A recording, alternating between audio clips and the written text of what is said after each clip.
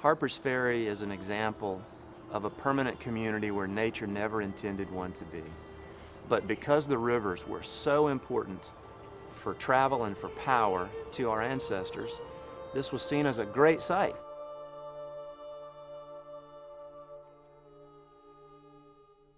These two rivers, the Shenandoah and the Potomac, are really a major reason why Harper's Ferry is here to begin with. Harper was a millwright by trade in addition to being an architect, and he immediately recognized the potential for water power here. And he didn't waste much time building a mill, a water-powered mill, just upstream on the Shenandoah River. Robert Harper is considered to be the founder of the town. He came here in 1747, and he was really just looking for a shortcut. He was on his way to Winchester to build a meeting house for Society of Friends, and he was told about this place called The Hole, and it would shave some time off his journey. He was leaving Frederick City in Maryland, headed to Winchester, Virginia, and he was guided to this spot, this gap in the Blue Ridge Mountains. And there was a man here at the time named Peter Stevens, who was a squatter on Lord Fairfax's land, and Stevens operated a ferry, crude ferry across the river. He was a Dutchman who was basically an illegal squatter. He had no legal title to this property, but he did have a log cabin and a corn patch here. So Harper was not the first. He does make an offer to Stevens to purchase, his land and some of his equipment from him. Stevens ultimately sold this land to Harper, even though Stevens didn't own it. Harper ended up buying it twice, once from Stevens and once officially from its rightful owner, Lord Fairfax. So Harper hammers out a contract, purchases some land at the point here where the Shenandoah and Potomac rivers meet, and does start, as you probably guessed, operating a ferry boat service across both of those rivers. And that was a major crossing point for travelers as they came east and west and north and south through this gap, into this part of the valley. If things had been a little different, it might have been Stevens Ferry, who knows, but Harper ends up becoming the legal landholder here.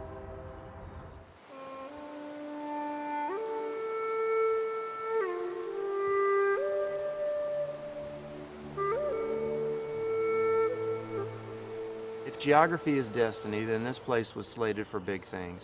Two rivers coming together at a major pass in the Blue Ridge Mountains. So people were going to come here anyway. They were funneled in by the landscape, as Native Americans had been up to 8,000 years ago. Harper put it on the map, but it was a pinprick on the map. Eventually, the Virginia legislature recognized this place as Mr. Harper's Ferry at Shenandoah Falls.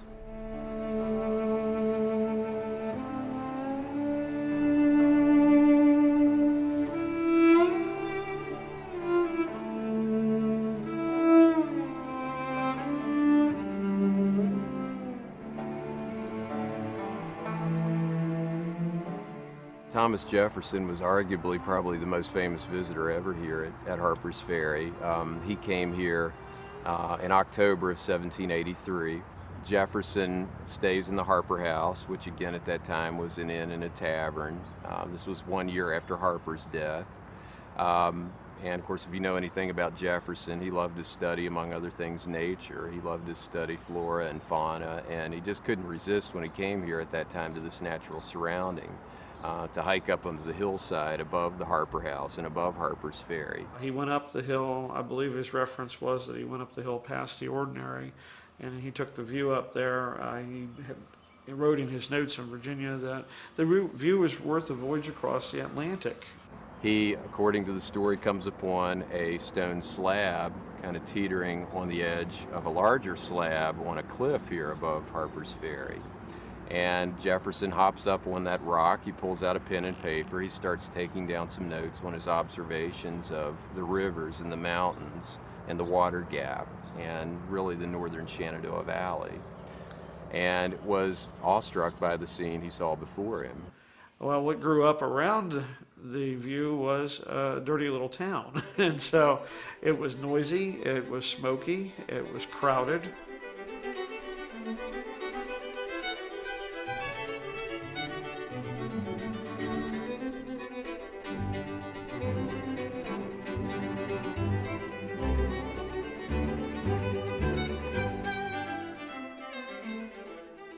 surveyors came here when Harper was here, and George Washington was among them. He was 16, 17, learning the trade, so he began to know this area very well.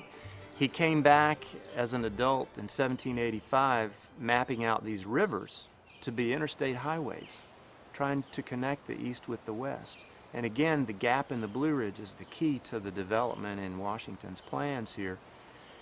And then as our first chief executive, Washington was in a power to really make things happen, in a position to make things happen with the power to do so. And so he said that if we desire to secure peace, it must be known that we are at all times ready for war. Grand idea was to connect the Chesapeake Bay and the Potomac River with the Ohio River out west. This is before the coming of the railroad, so essentially you're going to have all these ideas to develop and break through the mountains, and this is part of his plan. So Harper's Ferry is going to sit along a big canal. It's going to get the weapons east and west, the supplies east and west, naturally defendable.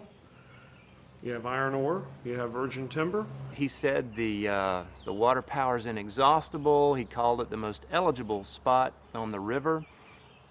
And a new city was going up downstream, the city of Washington in the territory of Columbia. And a federal installation upstream might help prop up this new city going up downstream, maybe provide protection for it as well. And Washington knew this spot was far enough inland to be safe from invasion by sea. He also knew all the raw materials were here.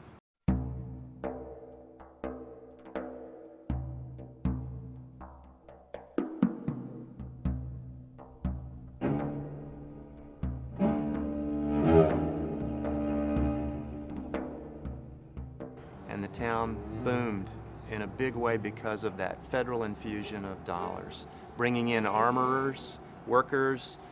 Think of a military base and all the service industries and neighborhoods growing up around it. Well, the Armory had, at its height, 22 buildings, 400 workers, and a 90-foot smokestack, which to visitors in the town, now it's kind of a surprise to imagine there's a smokestack as high as that Catholic church steeple that dominates the town. You're going to make, as an armory worker, you're going to make an entire weapon. And then, of course, later on, they experiment with doing piecework where one person manufactures 100 lock plates for the sides of the weapons or 100 other parts and turns them in for their pay. And then, of course, in 1819, we come to the arrival of John Hall, and that changes everything, you know. This is Hall's rifle, which is probably the most technologically advanced rifle made here, but it was patented by a man from Maine, and he convinced the government that he could make this entirely interchangeable, which we've been seeking for years. Thomas Jefferson was convinced the French could make interchangeable firearms. They couldn't, but Hall was able to do it, mainly because he would make it by machinery. So they gave him his own U.S. government-owned gun factory, and he set up the machinery, and he could hire 14-year-old boys to come in and run the machinery, so he didn't have to be a craftsman to make this. And because it's made by machinery, all the parts interchange.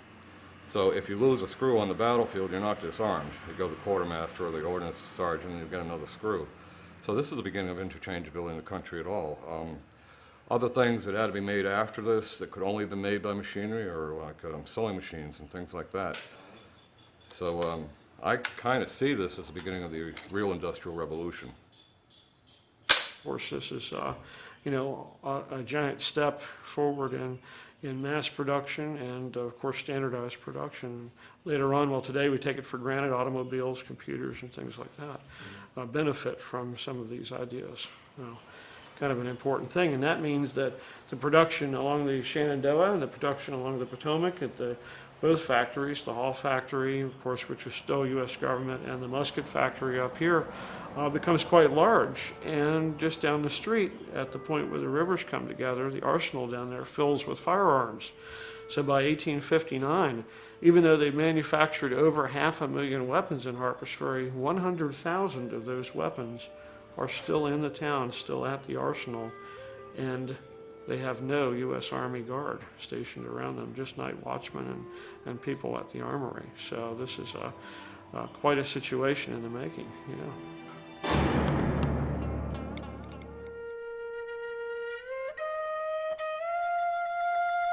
I would describe Brown as a revolutionary, as a person who saw the institution of slavery that kept the United States of America from achieving its real essence and goals of a nation based on the concept that all people are created equal.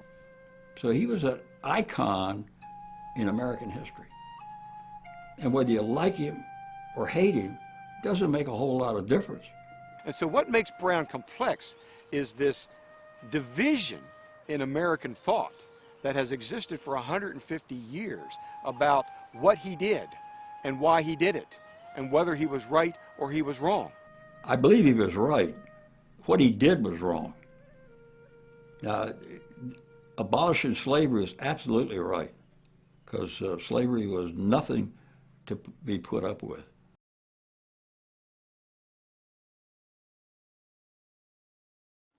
John Brown's family background goes way back to 1800 when he was born in Torrington, Connecticut, to parents who were abolitionists.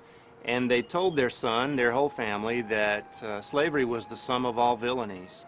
And as he grew up, Brown actually experienced what his parents had been telling him. He was only 12 years old when he saw a friend of his, a young enslaved boy, beaten with a shovel in the Ohio Territory. And he later wrote, "From that day on, I became a determined abolitionist." I think that transformed him, and then as you see the move toward the Civil War, that whole period, I think he is becoming more and more radicalized by what is happening to black folks, the Fugitive Slave Act, black folks being dragged back to slavery, even if they were free, some free blacks being re-enslaved. I think all these things mixed into it. John Brown had a strong belief in God. He believed God ultimately placed him here on this earth for the purpose of ending slavery in the United States. He prayed daily.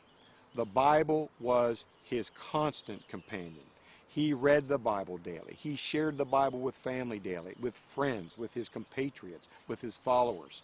And so here is a man who is convinced that God had chosen him, that God had spoken to him, not just once, not just twice, but constantly, about your job for me is to terminate, end, abolish slavery in the United States. So Brown felt very comfortable in his faith. He felt very comfortable in his communications with God, and he felt that God was his protector, God was his diviner, and that his divine mission on behalf of God was to end slavery. He called black people Mr. and Mrs. He had folks eat at his table. He had them work in his businesses. He lived with them. They weren't a people apart for him. They were his brothers and sisters. Brown and his family, as one historian has written, may have been the only white family in America that was not only willing to fight against slavery, but to die to end slavery. And this brings in the other aspect where Brown was different from most others. He was willing to resort to violence to end slavery.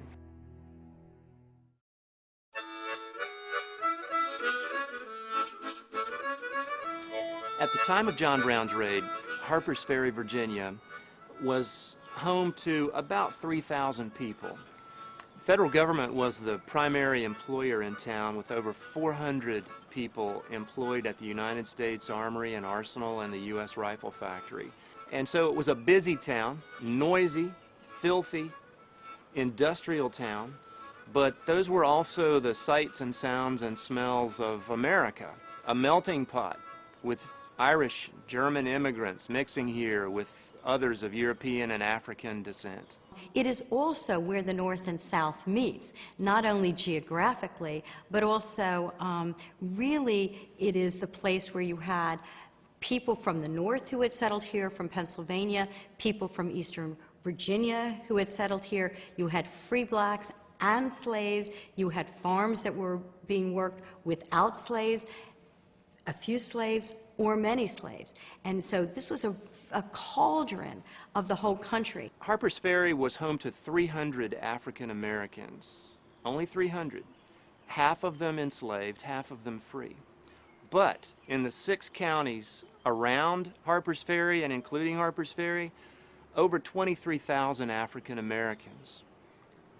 About 6,000 of that number, men of military age.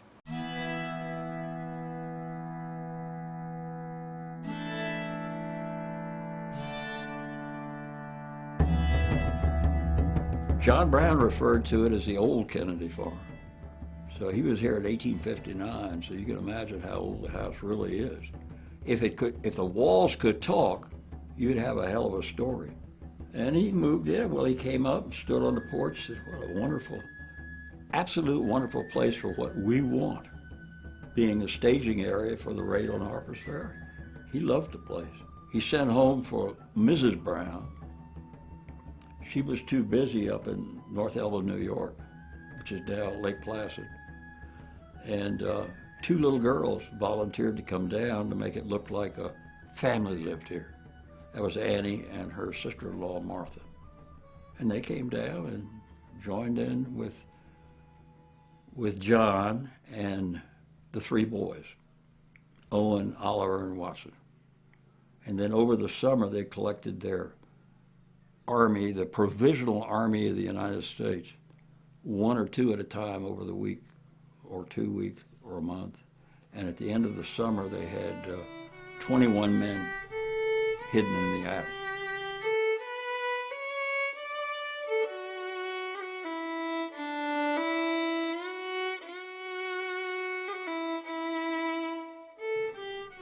The old man would go up and read the Bible to them. Jeremiah Anderson was the dormitory chief, and he would unbox some of the weapons and show them how to clean their rifles, which were Sharps rifles, which were very modern in those days. And they went across the road there to another cabin, which he had, where they had 1,000 pikes over there, the poles and the bowie knives, and they would put them together over there. So they kept relatively busy. But it came close to mutiny there one time, and Owen sort of stopped them from doing that. The old man was dedicated. And of course, all the rest of them were dedicated too, or they wouldn't have been here.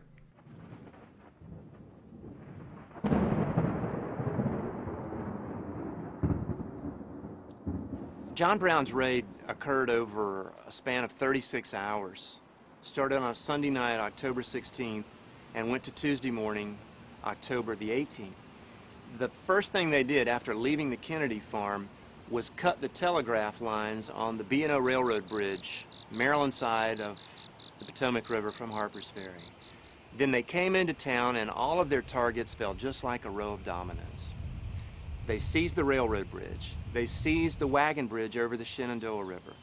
They seized the United States Armory compound. They seized the arsenal. They seized the U.S. Rifle Factory. And then a half a dozen of Brown's men went out into the county to begin capturing prominent slaveholders, begin freeing slaves, and spreading the word that this raid, this campaign, this invasion had begun. Citizens were summoned, church bells were soon rung, and volunteer militia from all points of the compass by the next day, only a few hours later, would begin marching on the double quick to Harper's Ferry to put down what they were convinced was a slave revolt, which was the single greatest fear of a white Southerner. They did not attack John Brown's holdout, his headquarters, the Armory Fire Engine House, at night because there were hostages inside. And it would be virtually impossible to differentiate the hostages from John Brown's men. So they waited for daylight on Tuesday the 18th. At daylight, Jeb Stuart walked up to the Armory Fire Engine House under a white flag to speak to the leader of this invasion. Stuart saw that it was useless to negotiate with Brown. The negotiations were dragging on and on. Brown wanted a head start, then he'd release his prisoners and have a fair fight. Gives you some insight into John Brown's thinking. He only had 4 men at that point who could carry a rifle with him. He had a few men on the Maryland side as a rear guard. But he knew there was a huge crowd outside had surrounded him. He never considered defeat to be an option. Whatever happened to him or however his plans were changed, It was part of God's plan. Stewart saw, again, useless to keep talking, so he gave the prearranged signal. He waved his hat. That was the signal for a hand-picked party of U.S. Marines to storm the building.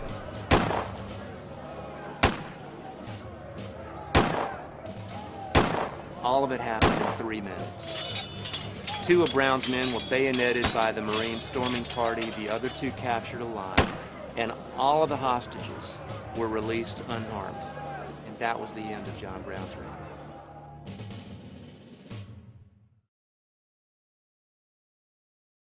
But what happened after the John Brown raid was this terrified the South. This was a white man who was willing to do this. And they pointed to John Brown and said, this is what you could expect from abolitionism. John Brown's trial after his capture in Harper's Ferry is one of the most important pieces of the whole story. The raid here in Harper's Ferry tactically appears to have been a failure, but strategically, after the raid, John Brown was positioned to make the most of it. And he said the trial for life of one bold man for defending his rights in good earnest would arouse more sympathy throughout the nation than the suffering of all the slaves. That is exactly what happened when John Brown himself was put on trial in Virginia in 1859. The newspaper reporters were there. He knew it. He was speaking to them and all of the civilized world. And he quoted the Declaration of Independence, that everyone is created equal. He quoted the Golden Rule of the Bible as well. And instead of defending himself and claiming innocence, he tried to put slavery on trial. December 2nd, 1859, a beautiful day here in Jefferson County, Virginia. Brown, in fact, when he would come out of his jail cell for the last time, be escorted onto the wagon, where he actually would ascend the wagon and ride his coffin, ride atop his coffin to the execution site. And Brown would look around, and all that he saw were uniforms. Almost 2,000 Virginia militiamen surrounding the scaffold of John Brown. Brown was escorted up the scaffold, and he got to the top step. And just before they put the cover over his head, he looked around and he simply said, "Beautiful country, beautiful country." That was his last view of this earth. So between 11:15 and 11:20, the hatchet would strike the road. The trapdoor would swing open and Brown would fall, and he would hang. And as one poet wrote, for a moment, John Brown hung between heaven and earth. When a Southern poet saw that, he wrote, John Brown hung between heaven and hell.